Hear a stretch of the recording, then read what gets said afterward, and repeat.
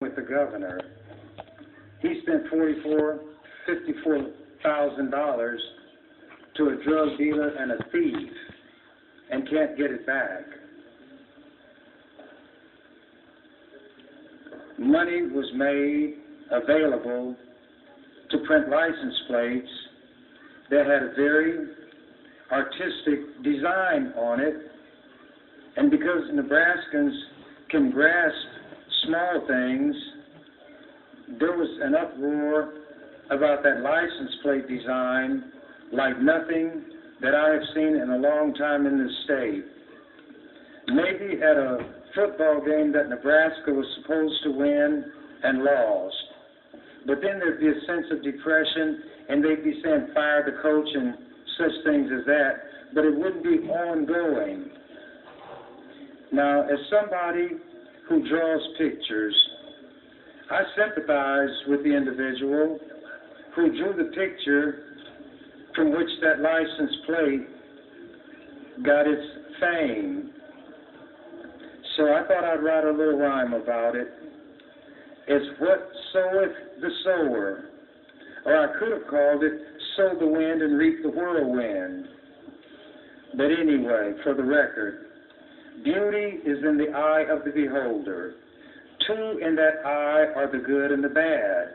No one has said where one finds the ugly, neither the happy nor yet the sad.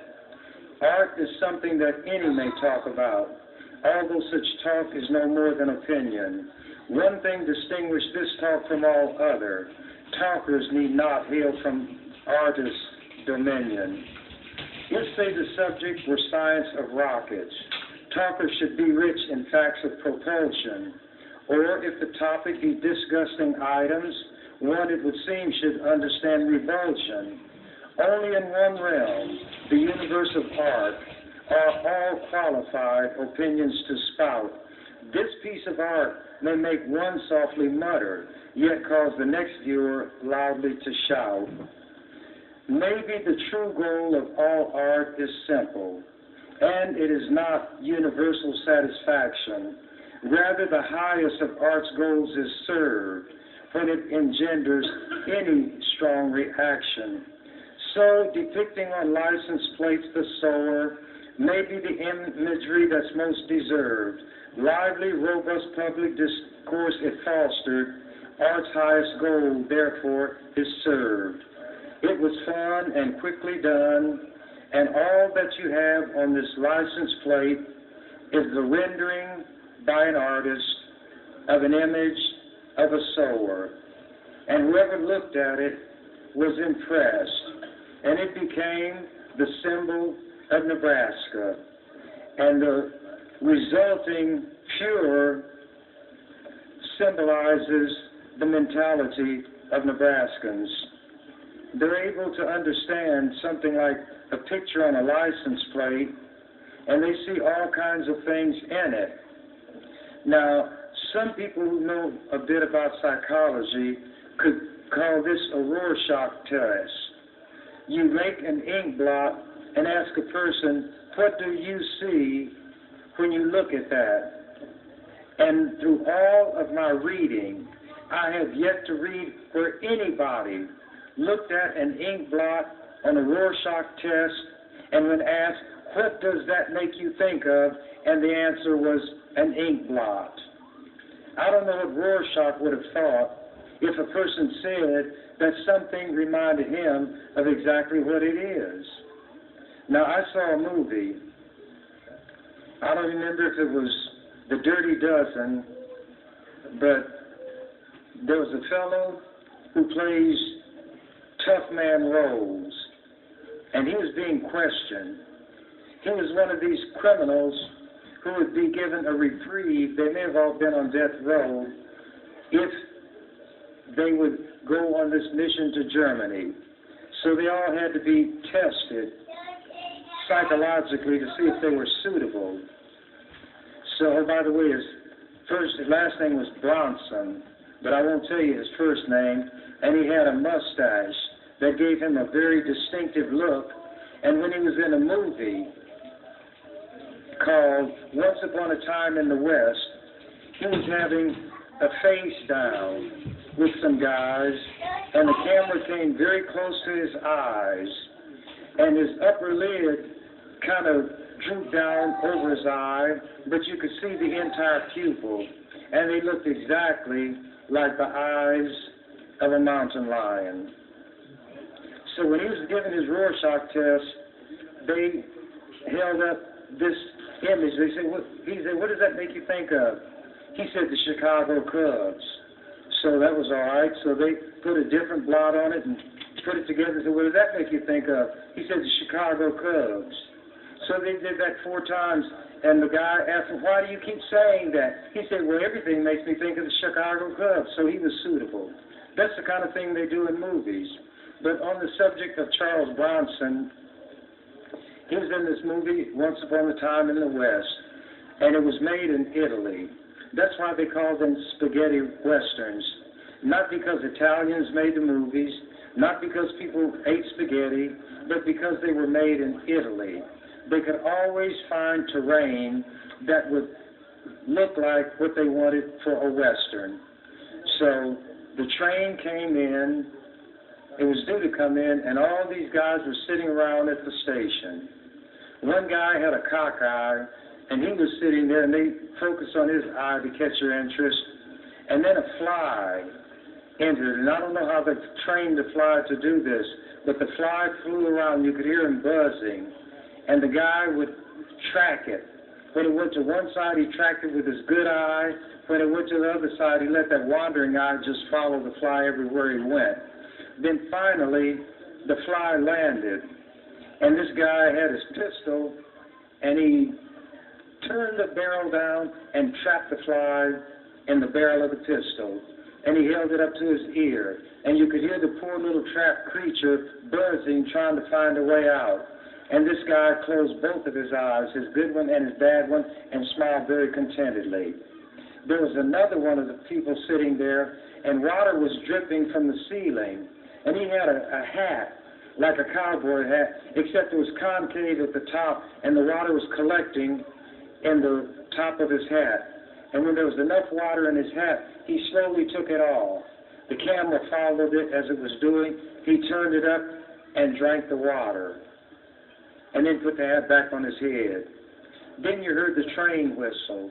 They showed the track, and the train was approaching, and these 3 guys came out and stood by the track. Charles Bronson 1 minute. got off the train, and he had a sawed-off shotgun. And these guys were waiting for him. And he said to whoever this guy was, "Did he send you here?" And they said, "Yeah." I think he said, "Frank. Frank sent you here?" They said, "Yep." He said, "Well, looks to me like you're 1 horse shy." Because there were 3 of them. Oh, he asked them, "Where's my horse?" And they looked around, they said, "Well, I guess we're 1 horse shy." And when they pulled their guns, he blew them away. And he said, "No, I think you got 2 horses too many." Cool movie, cool Charles Bronson. The whole movie was like that. Maybe I'll tell you the rest of it. It takes about 2.5 hours. Thank you, Mr. President. Thank you, Senator Chambers. Senator Chambers, you're recognized. I'm not going to tell you the whole movie, but if you ever get a chance to see it, you ought to. I think Henry Fonda was in it, and I can't remember the other people, but if the names come to me, I'll share them with you. I'm at the point now where I just want to take some time to remind you that I am here, that I did make a promise, that I do intend to keep it. And I also said at the time I made the promise, I leave myself wiggle room. I can do whatever I want to do. Even if I didn't say it, I could do whatever I want to do anyway. I pointed out when Senator Garrett, who has voted against me on some good issues, and I felt like wringing his neck, but I didn't do it, because he has enough, just enough, virtue about himself to cause me to spare his life. And he's good for something every now and then.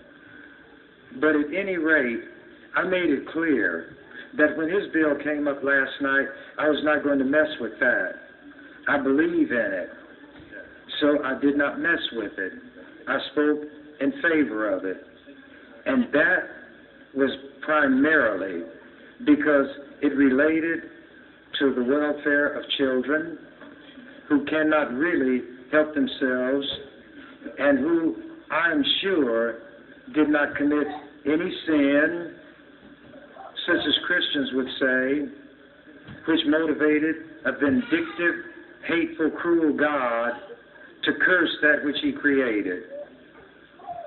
Speaking of that, there was a man sitting by the side of a road, and a fellow named Jesus appeared on the scene as he had a way of doing. He was surrounded by ignoramuses, like they'd escaped from the Nebraska legislature, couldn't understand anything.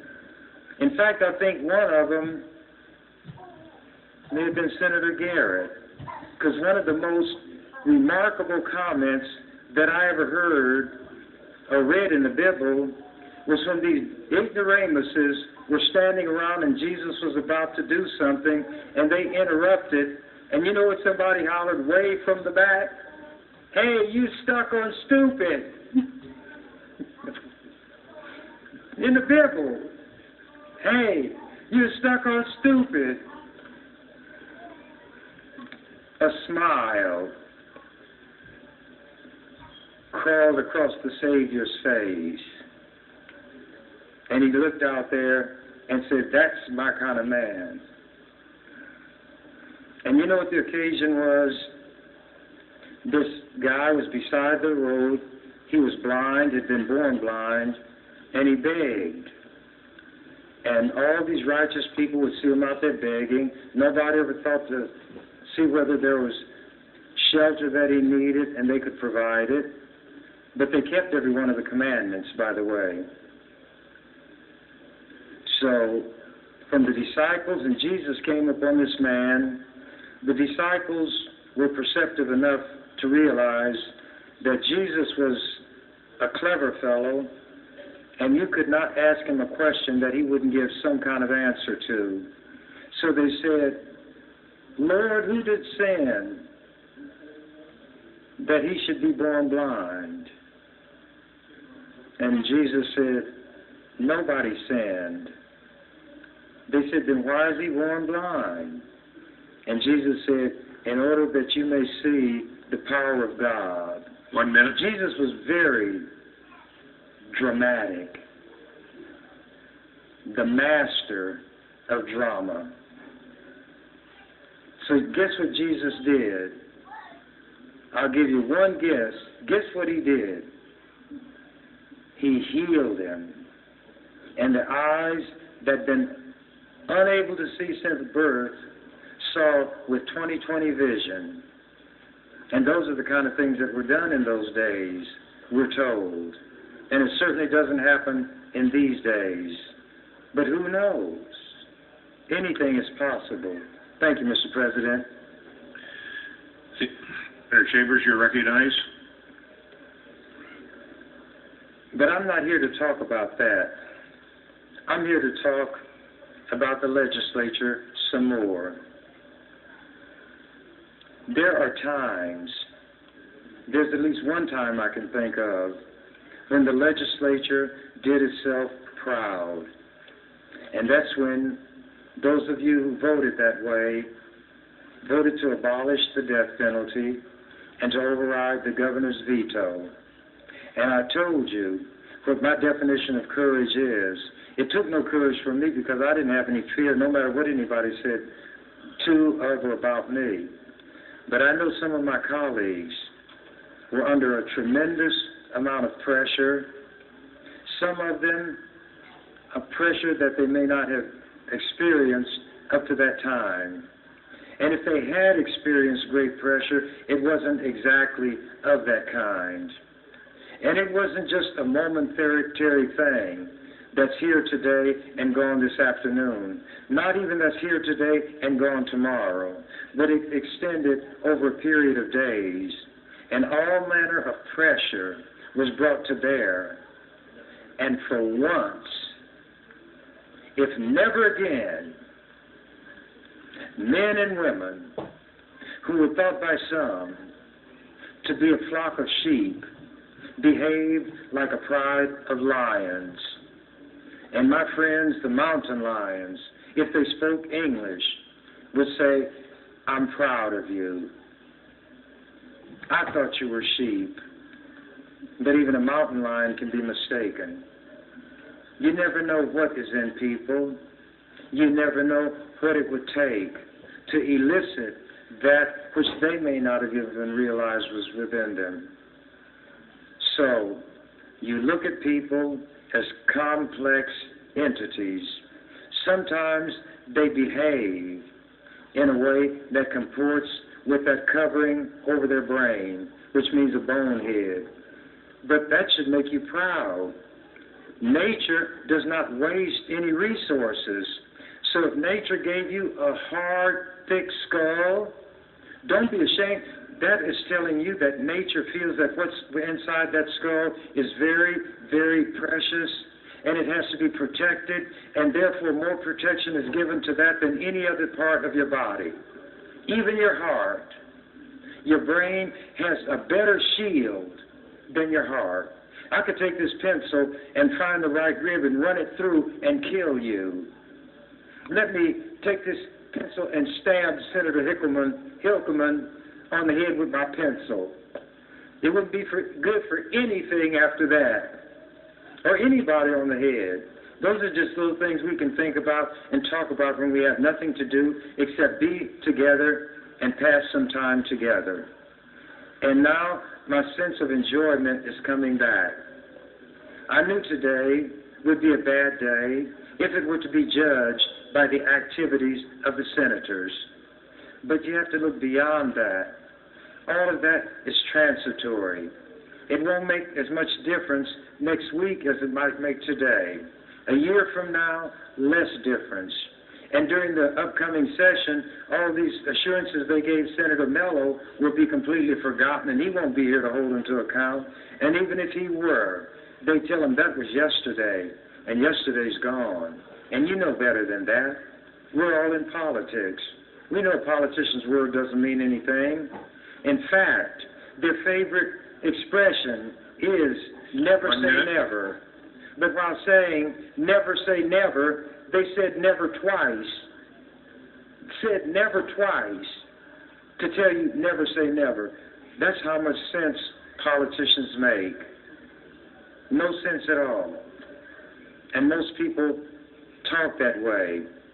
The first part of a sentence will contradict the last part, and vice versa.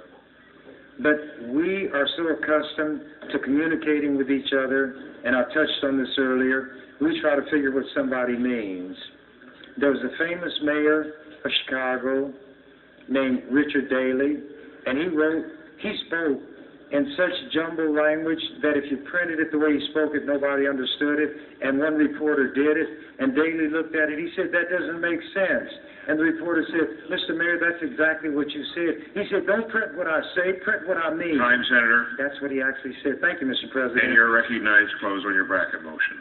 Thank you, Mr. President. And I'm not going to say as Shakespeare said, "Our parting is such sweet sorrow," because we're not going to part at this point. This A bill should be bracketed because if it is, then the main bill can't go anywhere. It can't be read without the A bill. What I'm really curious to see is how the Speaker is going to set bills on the agenda. If the bills are too far down the line, they have no chance whatsoever of being read. I can speculate these bills will be right near the top. These right here, these three, will be right near the top because the governor wanted them. And the governor got involvement from so many of the senators. So they'll be right near the top. And then everybody will say, well, the rest of it makes no difference except those who have individual bills of their own. Now, if LB 10 is near the top. Woe to every bill that follows it. You think I would take 2 hours on every bill on final reading until we run out the clock? I can tell you right now, that's not going to happen. Now, it might take an hour and 59 minutes, but it won't be 2 hours on every bill, because we would run out of time long before we ran out of bills. And there are some making calculations about how many bills are likely to be passed. It just shows how much they count on me sticking by my word. But it's funny. There are times when people want you to keep your word, and there are times when they don't. I've had more people try to get me to break my word on this than any other time in my life on any other subject. Don't keep a promise. You should be lauding me for keeping my promise, even when it makes people angry. If I had a show of hands right now, and a majority of those who are not here would hold up their hand right now and say, stop it, I would stop it. But see, we'll never know if a majority of those who are not here would do such, do we? I see Senator Groney sliding in there with his hands in his pocket trying to look like he's innocent. I watch out for him. I know his practice is better than he does. Let me tell you how I do. When a person does something to the point where it's a habit, the person doesn't even think about it anymore. It's just done. But somebody who is seeing it for the first time may take note of every move, every little twitch of the head that the twitcher is not even aware of. And if you ask the two of them to describe it, the one who is doing it and the one who's observing could get far more detail, because it's outside of that person. But the one doing it, it is the person. And you don't think about what you're doing. I see my friend Johnny Cash over there leaning on his hand, and I bet his cheek was not even feeling his hand until I mentioned it. Then he became aware of his hand against his cheek. Same with Sister Epke over there. Brother Lindstrom sitting there with his hand casually hanging over the back of the chair. Now he's aware of that. Anything you call attention to, you make somebody aware of it, and they were not aware of it before. Oh, we're going to have fun tonight. We may as well. You can't do anything about it, but you don't have to stay here. You don't. In fact, you all can go home whenever you want to. And as soon as we fall below a quorum, we are automatically, by law, adjourned. That's why sometimes I ask for a call to the House, because some people are going to be away and they want to teach me a lesson, so they're not going to show up. And then I remind the chair, we don't have a quorum, and we cannot function as a legislature when we don't have a quorum. Sometimes people are too smart for their own britches, or whatever the expression is, or too big for their britches. But at any rate, I might go into some detail about this license plate, because some people probably were going to turn away from the legislature because all the fireworks are over now. They wanted to watch and see if the deals would be kept. Thank you, Mr. President. Question for the body is the bracket motion. Senator Chambers, for what purpose do you rise? A call to the House and a roll call vote. There's been a request to place the House under call.